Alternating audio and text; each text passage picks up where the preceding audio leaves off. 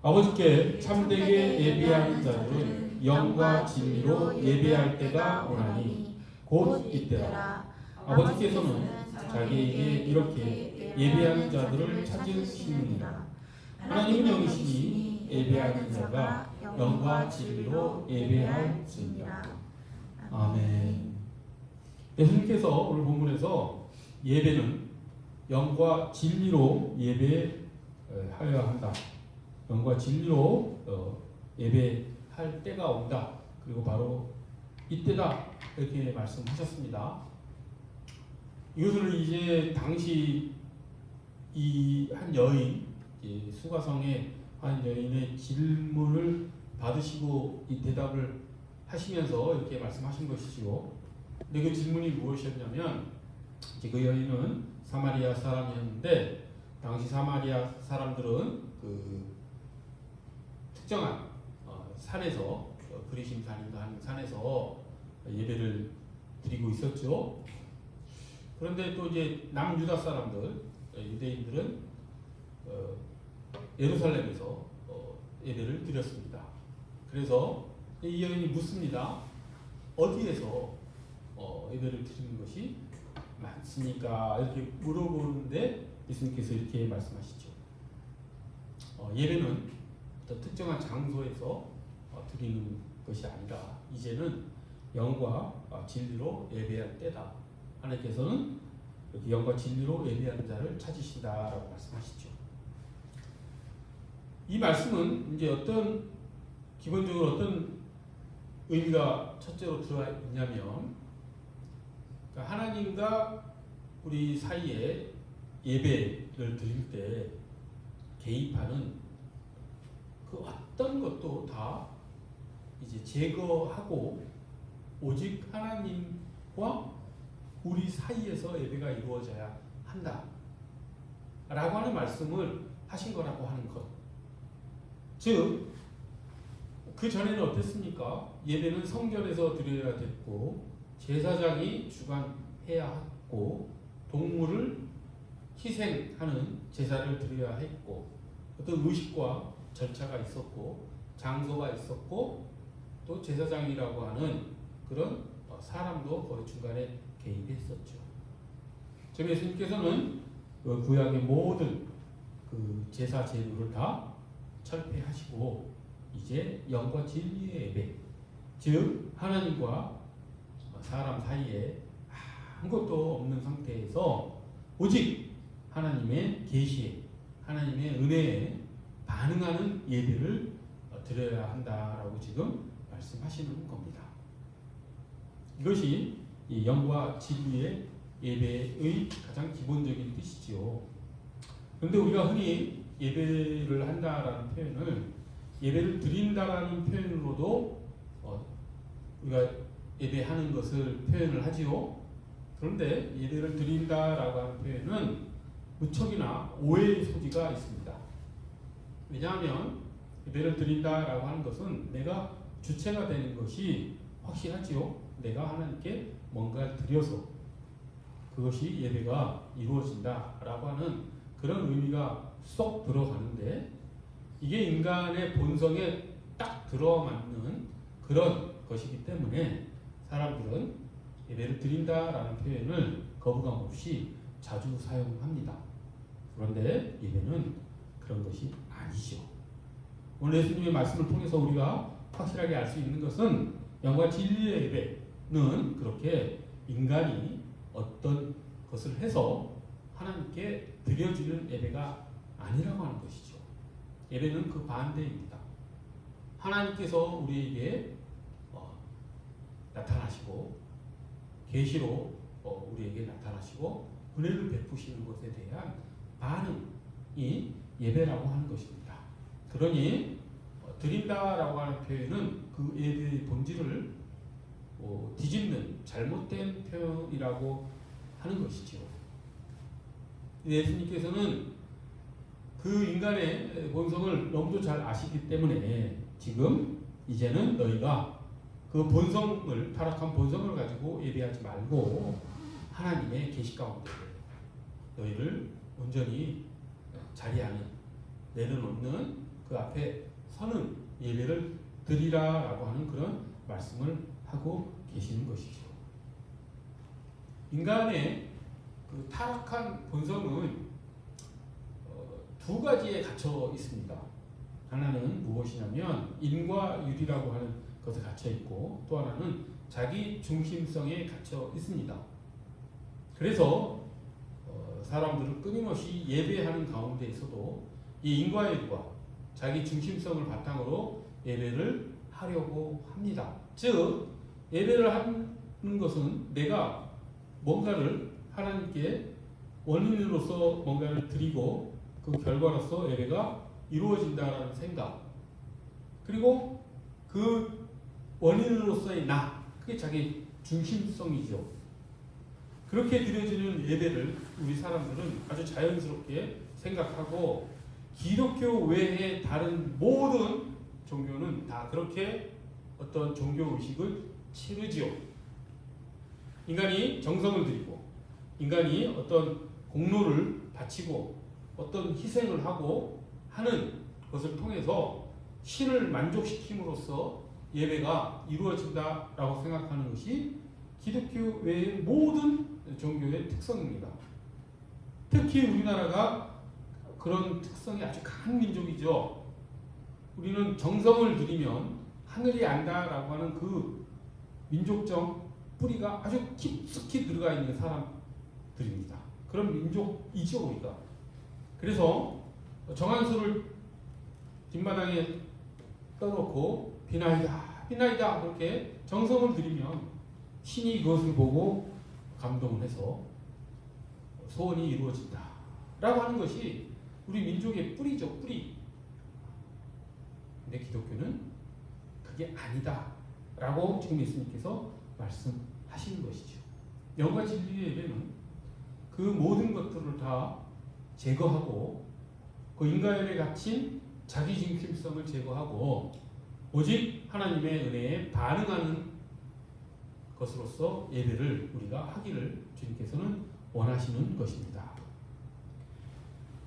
이 인간과 자기의 중심성에 갇힌 이 예배가 얼마나 우리 기독교 역사에서 뿌리 깊게 내려왔었는지는 우리 기독교 2000년의 역사를 보면 우리가 또 확연히 알 수가 있습니다.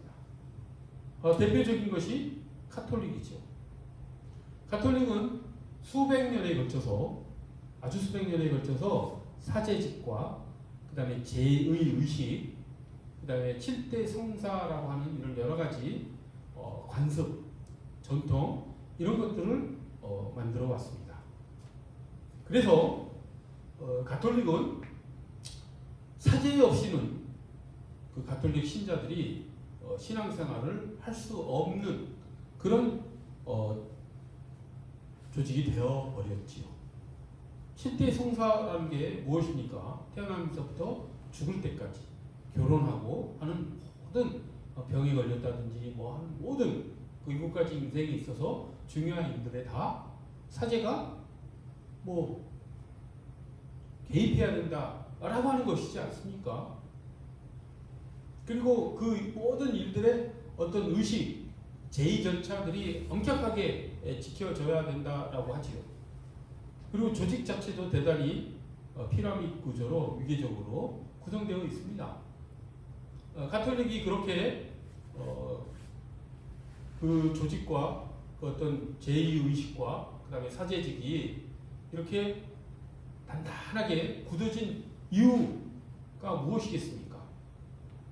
그 심층을 들여다보면 모두에 말씀드렸듯이 인과율과 자기 중심성에 갇혀서 무엇인가 우리가 하지 않으면 하나님을 우리가 감동시킬 수도 없고 하나님이 우리에게 은혜를 베푸실 수도 없고 하는 그런 기본 전제가 깔려 있는 것이죠. 인간과 자기 중심성에 의해서 끊임없이 인간은 하나님께 뭔가를 원인으로서의 내가 해야 된다라고 하는 생각 속에 갇혀 있지요. 그리고 그것이 이제는 그 사제들이나 교양을 필두로 하는 그 사제직들이 이 신자들을 조종하고 통제하고 지배하는데 너무나 편리합니다. 그런 전통과 조직, 그런 제의의식이 완성이 되면은 그 신자들은 그 사제들의 통제 속에서 신앙생활을 해야 되죠. 하나님께서 직접 다스리시는 것이 아니라 사제들이 그것을 대신해서 다스리는 그런 구조가 됩니다. 따라서 우리는 종교개혁을 새로운 관점에서 바라봐야 하지요. 우리가 종교개혁이라고 하는 단어는 잘못됐습니다.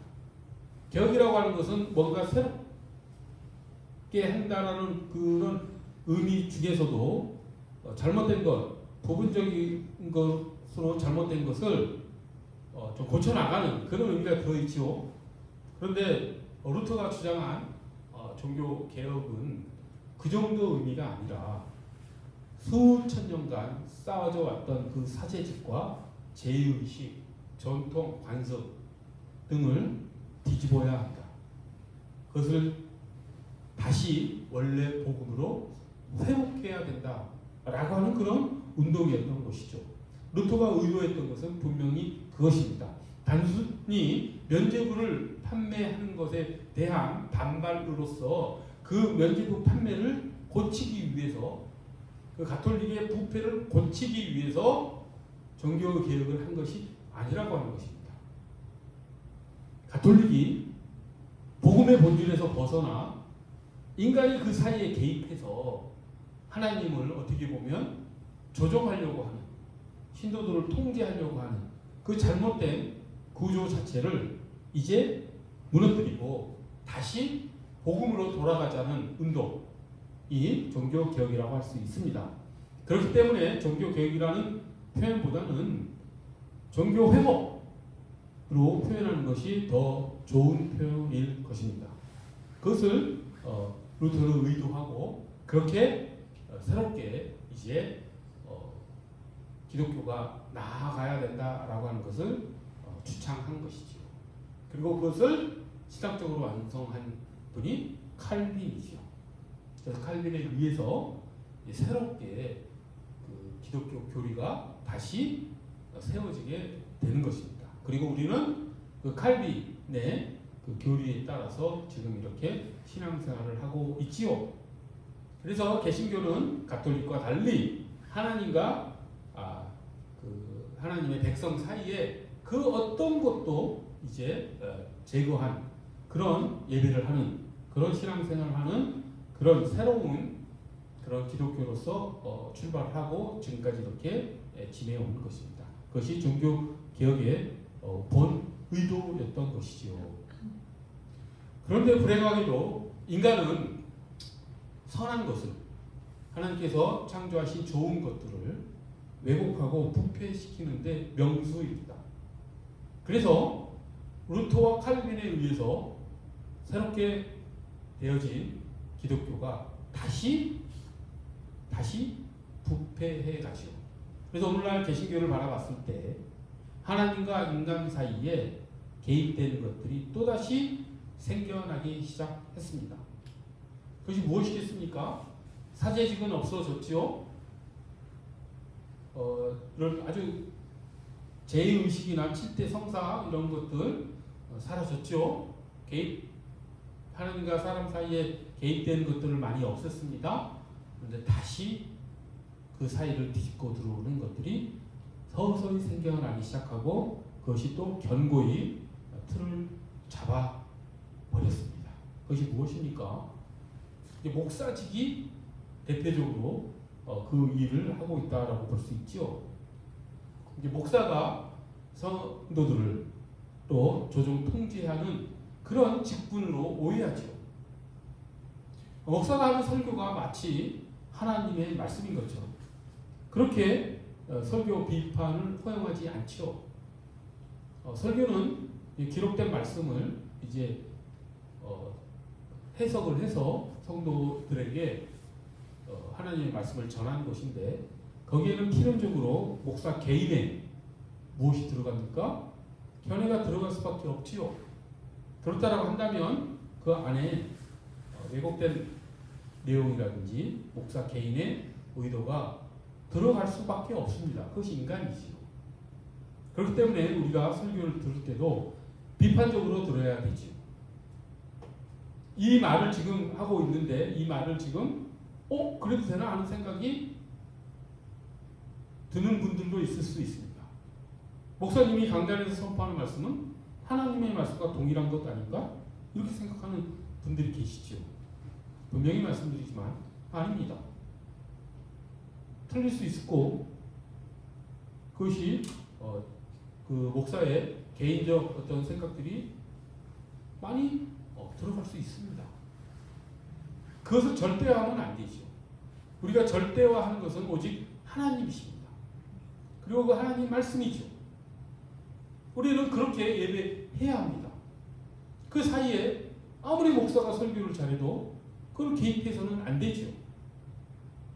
그래서 불행하게도 오늘날 그 새로운 하나님과 사람 사이에, 하나님의 백성 사이에, 자녀 사이에 그런 개신교 특유의 또 그 권위주의에 의해서 중간에 뭔가 들어오게 된 그런 예배를 우리가 또 하고 있다라고 하는 것. 그것을 우리가 잘 주시를 해야 하겠지요. 그것을 제거하고 신앙생활을 해야 한다고 생각합니다. 그런데 이제 우리가 신앙생활을 하는 데 있어서 그런 외부적 요인이 우리와 하나님 사이에 들어와서 우리 하나님 사이의 관계를 왜곡시키는 것만 바라봐서는 안 되지. 내가 하나님과의 관계 속에서 하나님과 사이에서 개입시키려고 하는 것들, 그리고 실제로 개입시키고 있는 것들이 무엇인지를 또 바라볼 수 있어야 합니다. 내가 과연 하나님과의 관계 속에서 아무것도 집어넣지 않고 오직 은혜에 대한 순수한 반응으로서의 예배와 신앙생활을 하고 있는가 라고 하는 것을 우리가 끊임없이 바라봐야 하지요.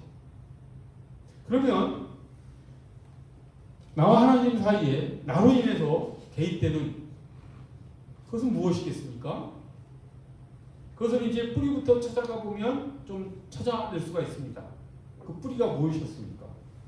하나님과 나 사이에 개입되는 뿌리, 개입시키는 것의 뿌리는 자기중심성과 인과율이라고 했죠. 원인과 결과로서의 법칙, 이것이 개입되어서 하나님과 우리 사이를 왜곡하게 된다라고 말씀드렸지요. 그러면 우리가 하나님과의 관계 속에서 우리가 하나님과 예배할 때 우리의 중심성과 나의 중심성과 내가 생각하는 인과율에 의해서 개입되어지는 것이 무엇입니까? 공로지요. 내가 뭔가를 해서 하나님께 나아가야 된다. 헌금을 열심히 해서 하나님을 만족시켜야 된다. 내가 열심을 가지고 신앙생활을 해서 하나님을 만족시켜야 한다. 내가 기도를 열심히 해서, 내가 믿음을 확고히 해서, 기도와 믿음조차도 그것이 인과일 속에 갇히면 그것은 하나님과 우리 사이를 방해하는 요소로 변해버립니다. 기도와 그런 믿음은 그런 것이 아닙니다. 믿음을 생각해 보십시오. 내가 확신을 가지고 하나님께 나아가야지 하나님께서 우리를 만나주시니까 그렇게 믿음을 자기 확신으로 생각해 버리는 순간 믿음은 조건이 되어버리죠. 그것은 기독교가 말하는 믿음이 아닙니다. 믿음이라는 건 무엇입니까? 그것을 이 예배적 관점에서 살펴보면 믿음이라고 하는 것은 이런 것입니다. 자, 예배가 무엇이라고 했습니까? 하나님의 계시가 인간에게 도달해서 인간이 거기에 반응하는 것. 은혜에 대한 반응, 계시에 대한 반응이 예배였지요. 믿음도 똑같습니다. 믿음이라고 하는 것은 십자가의 은혜가 우리에게 도달해서 그 도달한 그 십자가의 은혜가 우리 가운데 사건을 일으킬 것. 그 은혜가 우리에게 도착했을 때 터지는 불꽃과 같은 것. 그것이 믿음이지요. 믿음은 사건입니다. 믿음은 우리가 내가 뭔가를 더 강하게 해서 내 마음을 집중해서 내가 정성을 다해서 내가 간절함을 가지고 믿음을 만들어내는 게 아니라고 하는 것이죠. 믿음은 은혜가 우리에게 도착했을 때, 은혜가, 하나님의 은혜가, 십자가의 은혜가 우리에게 도달했을 때 터져나오는 불꽃과 같은 것이지요. 그것이 믿음입니다. 그 믿음을 가지고 우리가 예배하는 것, 그랬을 때 믿음이 원인이 안 되는 것이죠. 그것이 조건이 되지 않습니다. 거래가 되지 않습니다. 기독교는 철저하게 하나님과 우리 사이에서 조건과 거래를 제거하라고 말씀합니다. 그것이 진짜 예배이죠. 그것이 영과 진리 예배라고 하는 것의 본의입니다. 그것이 예수님께서 우리에게 드리라는 표현도 잘못됐다라고 했죠. 우리에게 하기를 원하시는 예배의 본질이라고 하는 것입니다. 이렇게 우리가 하나님과의 관계 속에서 사이에서 자꾸만 뭔가를 물타기 하는 것, 뭔가 누룩을 섞어 넣으려고 하는 것, 나를 집어넣으려고 하는 것, 내가 뭔가를 해서 하나님께 나아가려고 하는 것, 그것들이 다 영과 진리 예배를 방해하는 것들이라고 하는 것, 그것이 오늘 본문에서 말씀하고 있는 것이죠. 하나님께서 우리를 구원하시는 일은 이미 십자가에서 완성이 되었습니다. 우리는 그 십자가의 은혜를 우리가 받아들이기만 하면 됩니다. 은혜가 우리 모든 것을 이끌어 갑니다. 그런데 이렇게 말을 하면 불안해하죠. 왜 불안해합니까? 사람들은 이 타락한 본성으로 인해서 은혜를 받아들이기를 되게 두려워합니다. 왜 그렇겠습니까? 은혜를 그냥 내가 원인이 되지 않은 그 무엇으로, 불가항력적인 것으로 받아들이면 내가 할 일이 없어지지 않습니까? 그래서 불안해하죠. 그래서 어떻게 은혜를 이야기를 하면 사람들이 반발을 하냐면, 그렇게 은혜만 강조하면 신앙이 수동적이 되어진다. 그럼 사람이 감나무 아래에서 배 떨어지기를, 감 떨어지기를 기다리는 꼴밖에 되지 않느냐. 뭐 이런 식으로 사람들이 은혜를 얘기했을 때 반발을 합니다. 불안한 것이죠. 아무것도 안 하는 자기 자신을 받아들일 수가 없는 것이죠. 내가 무언가를 조금이라도 해서 그 예배와 신앙생활에 뭔가 안정을 찾으려고 하는 것, 그것이 하나님과 우리 사이를 자꾸 개입하게 만드는 근본적인 뿌리라고 하는 것입니다. 불안이 그렇게 하는 것이죠. 불안. 그 불안은 인과일과 자기 중심성이 깨졌을 때 나타나는 인간의 기본적인 그런 어떤 감정, 불안, 마음이라고 할 수가 있습니다. 책임이 필요하지 않느냐, 은혜만 얘기하면 어떡하느냐, 이렇게 얘기를 하죠. 하지만 그 모든 것, 책임, 우리 쪽에서의 적극적 결단, 헌신, 의지, 이런 것들은 다 은혜에 대한 반응으로 나오는 것입니다. 우리가 은혜를 얻어내려고 헌신하고 결단하고 열정을 가지고 신앙생활 하는 게 아니죠. 우리가 하나님의 은혜를 끌어들이기 위해서 정성을 들이는 것이 아닙니다. 그건 기독교가 말하는 그런 논리가 아니죠. 그건 기독교의 교리가 아닙니다. 은혜는 모든 것을 다 해결합니다.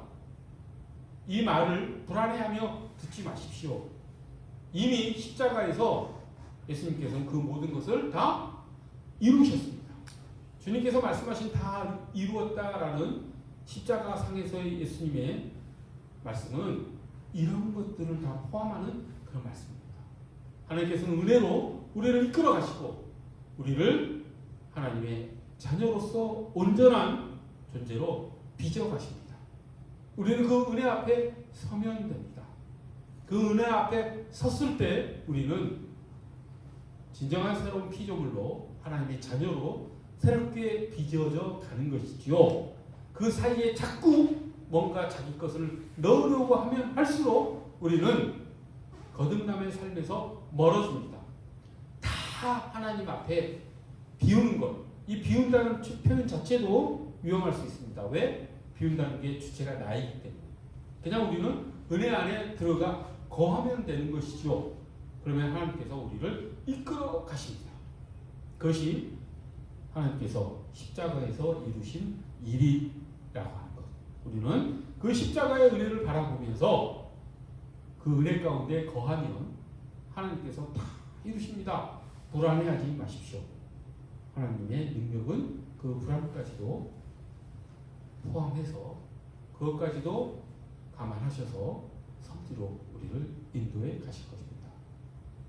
진정 영과 진리로 예배하는 그런 우리 모두가 되기를 간절히 소원합니다.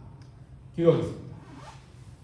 거룩하고 자비로우신 하나님 아버지, 우리의 자기중심성과 인과의 일로 자꾸만 하나님과의 관계 속에서 물을 타려고 하는, 뭔가를 우리가 하려고 하는 그 마음들이 하나님께 나아간 데 방해되는 것이고, 우리는 하나님 앞에 모든 것을 다 제거하고 하나님의 은혜 가운데 거하는 것이 하나님의 새로운 피조물로 하나님의 자녀로서 살아가는 길임을 저희가 이제 하나님의 말씀을 통하여 저에게 깨닫게 하셨사오니, 하나님 그 길 가도록 예수 그리스도의 십자가 은혜로 모든 것이 이루어졌다는 믿음으로 우리가 살아갈 수 있도록, 신앙 생활을 할 수 있도록 저희를 이끌어 주시옵소서.